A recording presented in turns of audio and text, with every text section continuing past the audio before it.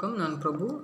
So இந்த கிளாஸில் PGTRB unit 2ல் இருக்கக்கூடிய கன்ஃபர்மேஷன் அனாலிசிஸில் சைக்ளோஹெக்சேனை பற்றி பார்க்க போகிறேன். அது ஒரே ஒரு சப்ஸ்டிடியூஷன் இருந்துச்சுன்னா. இப்போ ஃபார் எக்ஸாம்பிள் இந்த வீடியோ பார்க்கலனிங்கன்னா இதுக்கு முன்னாடி ஒரு வீடியோ போட்டிருக்கேன், அதை பார்த்துட்டு இதை பாருங்கள், அப்போ தான் ஈஸியாக உங்களுக்கு புரியும்.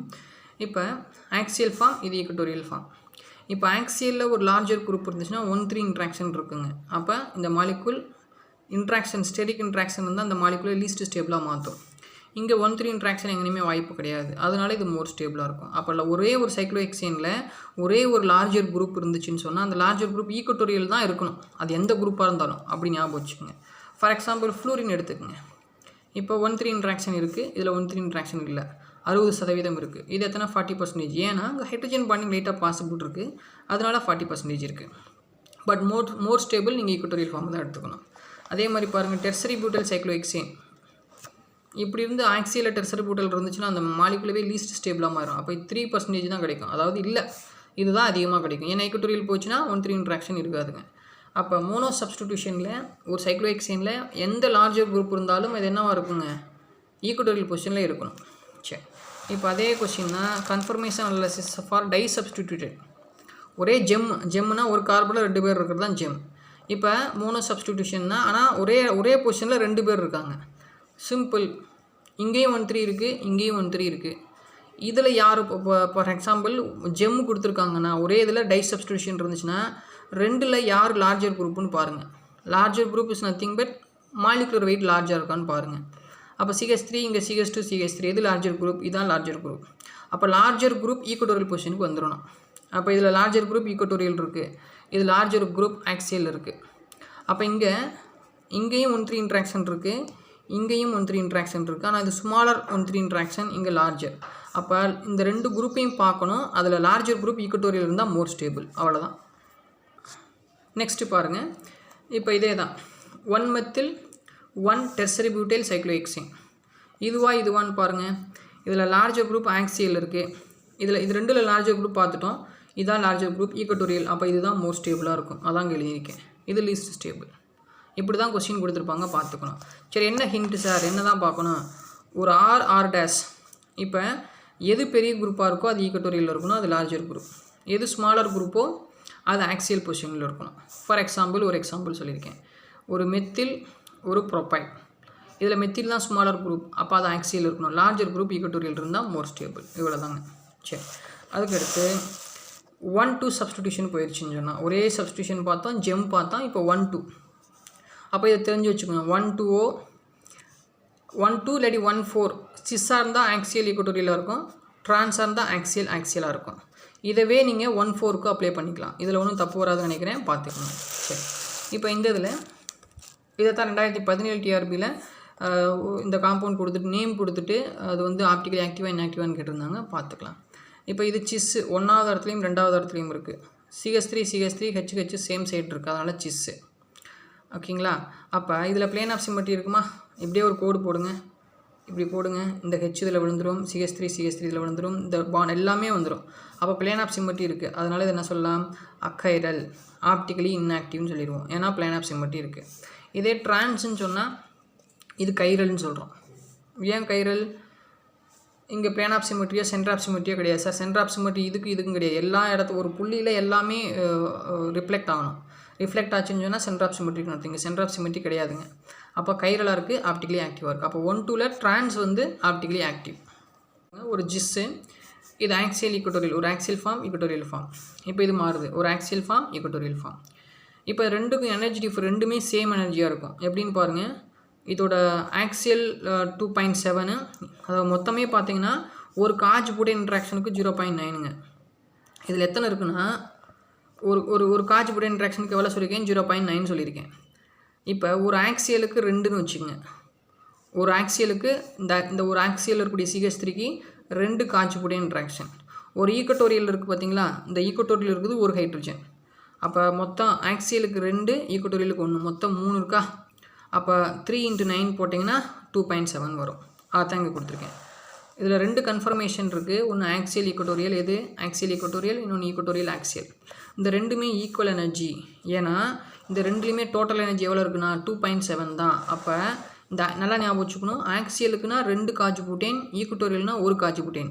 அப்போ 2 + 1 3. அதே மாதிரி இங்கே 1 + 2 3.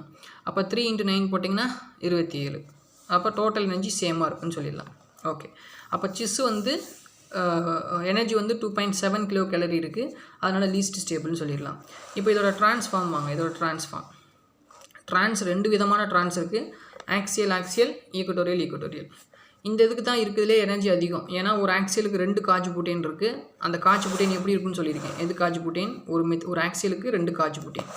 அதே தான் அங்கே கொடுத்துருக்கேன். அப்போ இது ரெண்டுமே ஆக்சியல் இருக்கனால இதுக்கு 2, அப்போ 4 இருக்கும். ஒரு கான்ஜுகேட் வந்து 0.9, அப்போ 3.6. யாருக்கு? ட்ரான்ஸு. இதுவே ஈக்குட்டோரியலாக மாறுச்சுன்னா இதுவும் என்ன தான்? ட்ரான்ஸ் தான். ஓகேவா? ஒன்று ஆக்சியலாக இருக்கணும், இல்லாட்டி ஈக்குட்டோரியலாக இருக்கணும். இப்போ இந்த 2 ஈக்குட்டோரியலுக்கு இதுக்கு ஒன்றுன்னு போட்டுறாதீங்க. 2 ஈக்குட்டோரியலுக்குமே ஒரே ஒரு கான்ஜுகேட் இன்ட்ராக்ஷன் தான். அப்போ எவ்வளோ இருக்குன்னு சொன்னால் 1 × 0.9 எவ்வளோ இருக்குன்னா 0.9 இருக்கும். அப்போ இதோட எனர்ஜி டிஃப்ரென்ஸ் பாருங்கள். இதோட எனர்ஜி டிஃப்ரென்ஸ் 3.9லேருந்து, அதாவது ட்ரான்ஸ்க்கு எவ்வளோ 4 இருக்குது. அப்போ 3.6லேருந்து நீங்கள் கழிக்கணும். 3.6லேருந்து 9 போட்டிங்கன்னா எவ்வளோ டிஃப்ரென்ஸ் வருது அதை நீங்கள் பார்த்து வச்சுக்கோங்க. ஓகேவா? அப்போ 1, 2ல் சிஸ் ஸ்டேபிளாக, ட்ரான்ஸ் ஸ்டேபிள்னா ட்ரான்ஸ் தான் சொல்லணும். அது ஆக்சியல் ஃபார்மாக, ஈக்குட்டோரியல் ஃபார்மானா ஈக்குட்டோரியல் ஃபார்மாக நீங்கள் சூஸ் பண்ணிக்கோங்க. இப்போ 1, 2 முடித்தோடனே 1, 4 எடுத்துக்கிறேன். 1, 4ல் இது சிஸ்ஸு, இது ட்ரான்ஸ். எப்படி? CH3 சேம் சைடு இருக்குது. ட்ரான்ஸ்னால் CH3 ஆப்போசிட்டில் இருக்குது. இப்போ 1, 4ல் சிஸ்ஸும் அக்கைரல், ட்ரான்ஸும் அக்கைரல். இதுவும் இன்ஆக்டிவ். ஏன் இது இன்ஆக்டிவ்? Plane of symmetry.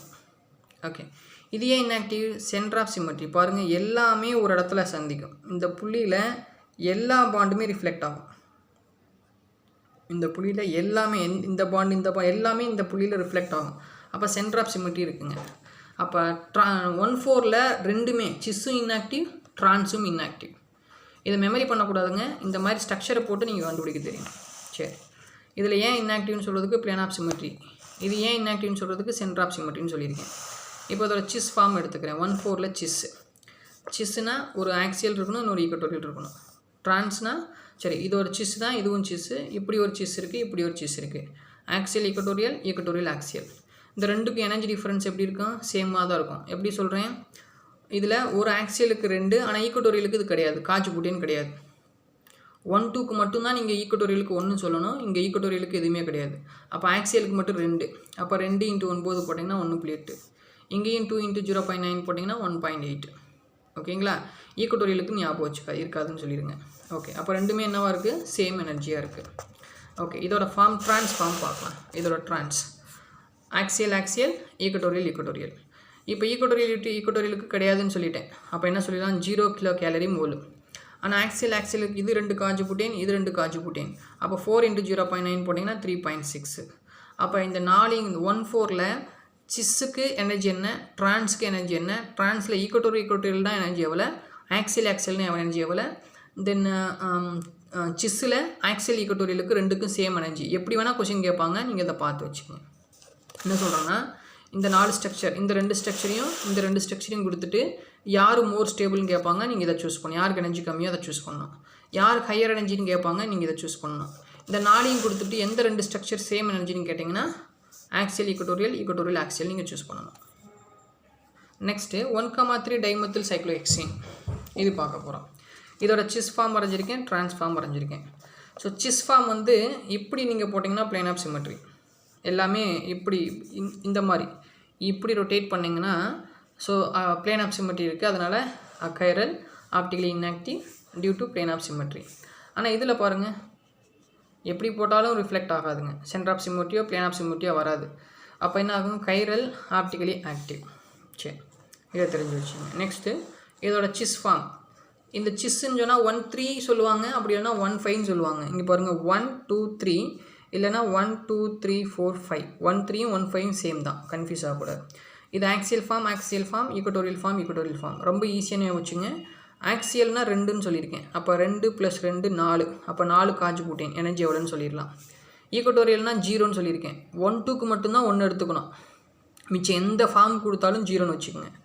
அப்போ ப்ளஸ்ஸு இதில் எக்ஸ்ட்ரா ஒரு இன்ட்ராக்ஷன் இருக்குங்க, அது 1 × 1.8 கொடுக்கணும். ஈக்குவல் டு எவ்வளோ 1.8 1 × 1.8 ஈக்குவல் டு 1.8 அப்போ ரெண்டையும் ஆட் பண்ணிங்கன்னா 5.4 கிலோ கேலரி இருக்கும். இதை மட்டும் கொஞ்சம் எக்ஸ்ட்ரா நீங்கள் பார்த்து வச்சுக்கோங்க. இங்கே 1.8 ஏன் வருது, இதில் 2 கான்ஜுகேட் இன்ட்ராக்ஷன் மொத்தம் டோட்டல் ஸ்ட்ரெயின் பார்த்தீங்கன்னா இது 3.6 கொடுத்துருக்க மாட்டாங்க, 5.4 கொடுத்துருப்பாங்க. எக்ஸ்ட்ரா ஒரு இன்ட்ராக்ஷன் இருக்குது ஸ்டெரிக் இன்ட்ராக்ஷன், அது டோட்டல் ஸ்ட்ரெயின் மொத்தமாக ஞாபகம் வச்சுங்க. 1 × 1.8 போட்டிங்கன்னா மொத்தமாக 5.4. 1.3ல் ஆக்சியல் இருந்தால் ஈக்குவட்டோரியல்னால் நம்மளுக்கு 0 சொல்லிடலாம். அப்போ எனர்ஜி டிஃப்ரென்ஸ் நீங்கள் என்ன சொல்லிடலாம் ஈஸியாக சொல்லிடலாம், அதே தான் வரும். இப்போ ட்ரான்ஸ் எடுத்துக்கோங்க. ட்ரான்ஸில் ஒன்று ஆக்சியல் ஒன்று ஈக்குவட்டோரியல். இதுக்கு ரூல் கொடுத்துருக்கோம். ஏன் ஆக்சியல் ஈக்குவட்டோரியல் 1.3ல் ஆக்சியல் ஈக்குவட்டோரியல் இருந்தால் தான் ட்ரான்ஸ் அப்படின்னு ஒரு ரூல் இருக்குது. அதை நம்ம பார்க்கணும், அதை பார்த்துட்டு தான் படிக்கணும். சரி, இப்போ அடுத்தபடி பாருங்கள். இது ஆக்சியல் ஈக்குவட்டோரியல். இந்த ஆக்சியலுக்கு எவ்வளோ 2, ஈக்குவட்டோரியலுக்கு 0, ஆக்சியலுக்கு 2 0. அப்போ 2 × 0.9 1.8 வரும். 2 × 0.8 0.9 1.8. அப்போ ரெண்டுக்குள்ள எனர்ஜி டிஃப்ரென்ஸ் என்னவாக இருக்கும், சேமாக இருக்கும். So same energy. இப்போ இது வரைக்கும் பார்த்தது எதுவுமே பார்த்தீங்கன்னா எக்ஸப்ஷன் எதுவுமே வரல, எல்லாமே சேர் ஃபார்ம் தான். ஈக்குவட்டோரியல் இருந்துச்சுன்னா கான்ஜுகேட் இன்ட்ராக்ஷன் இருக்காது, ஆக்சியல் இருந்தால் இன்ட்ராக்ஷன் இருக்கும். அதை பொறுத்து ஸ்டெபிலிட்டி சொன்னோம். சில இடத்துல சேர் கன்ஃபர்மேஷனில் அதான் பாருங்கள், அந்த chair conformation with maximum number of equatorial substance is more ஸ்டேபிள்னு பார்த்தோம். எப்போனா ஸ்டேபிளாக இருக்கும், இல்லாட்டி ப்ரிஃபராக இருக்கும். அதாவது சேர் ஃபார்ம் ஈக்குவட்டோரியல் இருந்தால் தான் நம்ம ப்ரிஃபராக இருக்கும்னு சொல்லிட்டோம். சரி, எப்போன்னு சொன்னால் டைபோல் இன்ட்ராக்ஷன் இல்லாதப்ப, ஹைட்ரஜன் பாண்டிங் இல்லாதப்ப. ப்ரெசண்ட் ஆயிடுச்சுன்னு சொன்னால் இந்த சேர் ஃபார்ம் மாறிடும், போட் ஃபார்மாக மாறும். அதான் எக்ஸப்ஷன் சொல்லியிருக்கேன். இந்த எக்ஸப்ஷன் எந்த கேஸில் மட்டும்தான் எடுத்துக்கணும்னா 1.4லையும் 1.3ல மட்டும்தான் எடுத்துக்கணும், 1.2ல் வராது. சரி, இப்போ எக்ஸாம்பிள் 1 சொல்லிடுறேன். Example 1, cyclohexane 1,3 diol which form is more stable. இது பல டைம் கேட்ட கொஸ்டின் தான். சைக்ளோஹெக்சேன் 1,3 டயால் எது வந்து மோர் ஸ்டேபிள்? சைக்ளோஹெக்சேன் இதான் சைக்ளோஹெக்சேன் இதுவும் சைக்ளோஹெக்சேன் தான். இப்போ என்ன சொல்லியிருக்காங்க, 1,3 இங்கே ஒரு OH இங்கே ஒரு OH ஈக்குவட்டோரியல் வச்சு ஏதோ ஒன்று வச்சுக்கோங்க. இதில் எந்த ஃபார்ம் மோர் ஸ்டேபிள்? சேர் ஃபார்ம் முதல்ல மோர் ஸ்டேபிளா இல்லை ஈக்குவட்டோரியல் ஃபார்ம் மோர் ஸ்டேபிளான்னு முதல் சொல்லணும். இல்லையா, சேர் ஃபார்மாக போட் ஃபார்மாக நம்ம பார்க்கணும். ஓகே, இப்போ பாருங்கள், ஆன்சர் சொல்லிட்டேன். சேர் ஃபார்ம் தான்.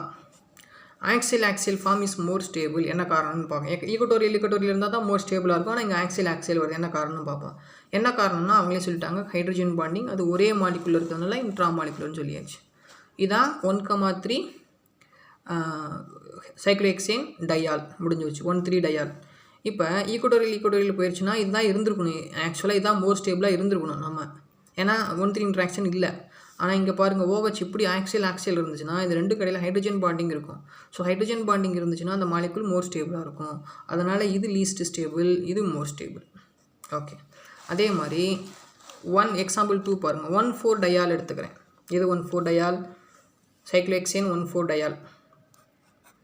சேர் ஃபார்ம் எடுக்கல, இது 1வது பொசிஷன் OH, இங்கே 4வது பொசிஷனில் ஒரு OH.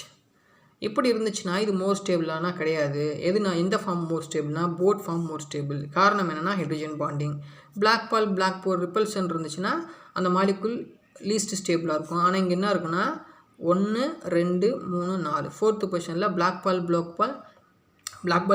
வந்து பார்த்திங்கன்னா அட்ராக்ஷன் இருக்குது, அதாவது ஹைட்ரஜன் பாண்டிங் இருக்குது. அதனால் அந்த மாலிகுல் என்ன ஆகுனா மோர் ஸ்டேபிளாக இருக்கும். அப்போ 1,4 டயால்னு சொன்னால் போட் ஃபார்முக்கு போயிருங்க. 1,3னா சேர் ஃபார்ம் தான், அதில் ஆக்சியல் ஃபார்முக்கு வந்துடுங்க. Next 1,4 di tertiary butyl cyclohexane எது வந்து more stable? 1,4 di tertiary butyl சைக்ளோஹெக்சேனில் எது மோர் ஸ்டேபிள்னு கேட்குறாங்க. அதோட 2 ஃபார்ம் நான் எழுதிட்டேன், ஒரு சிஸ் ஃபார்ம் ஒரு ட்ரான்ஸ் ஃபார்ம். என்ன கொடுத்துருக்காங்க 1,4. அப்போ 1,4 சிஸ்ஸானா ஒரு ஆக்சியல் ஒரு ஈக்குவட்டோரியல் இந்த போட்டாச்சு. ட்ரான்ஸாக இருந்தால் ரெண்டுமே ஈக்குவட்டோரியல். நல்லா போனீங்க.